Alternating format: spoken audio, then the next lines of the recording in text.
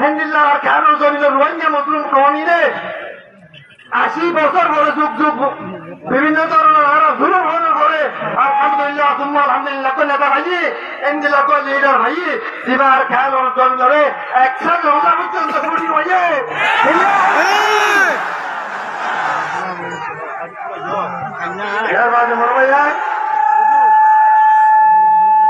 Apa yang menerakiyo Rohingya kaumin ini buzi oide durbonno Rohingya kaumin ini buzi oide pikuno jorkokno Asman labira Allah